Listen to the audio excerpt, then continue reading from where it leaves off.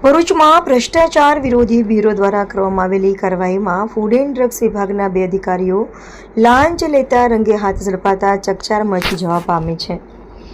દવાના wholesale licence માટે લાંચની માંગણી કરવામાં આવી હોવાના આક્ષેપ બાદ નર્મદા એસીબીની ટીમે ગોઠવેલી ટ્રેપમાં બંને અધિકારીઓ ઝડપાયા હોવાનું સામે આવ્યું છે. મળતી માહિતી મુજબ દવાના હોલસેલ લાયસન્સની કામગીરી માટે ₹50,000ની લાંચની માંગણી કરવામાં આવી હોવાનો આરોપ છે. ફરિયાદના આધારે નર્મદા એસીબી દ્વારા સમગ્ર મામલે કાર્યવાહી હાથ ધરવામાં આવી હતી. આ દરમિયાન એસીબીની ટ્રેપમાં ફૂડ એન્ડ ડ્રગ્સ વિભાગના મદદનીશ કમિશનર પ્રકાશભાઈ પોસ્તાની તેમજ ડ્રગ ઇન્સ્પેક્ટર સુરભીબેન દેસાઈ ઝડપાયા હોવાનું જાણવા મળ્યું છે.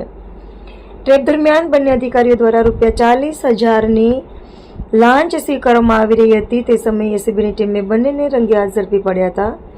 આ સમગ્ર કાર્યવાહી નર્મદા એસીબીના પોલીસ ઇન્સ્પેક્ટર ડીડી વસાવાની ટીમ દ્વારા કરવામાં આવી હોવાનું સામે આવ્યું છે.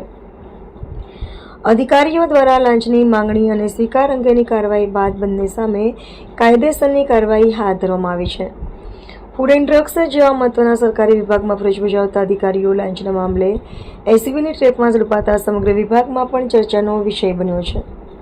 ખાસ કરીને દવાના હોલસેલ લાયસન્સ જેવી જરૂરી મંજૂરી માટે લાંચ માંગવામાં આવી હોવાના આક્ષેપને લઈને મામલો ગંભીર બન્યો છે.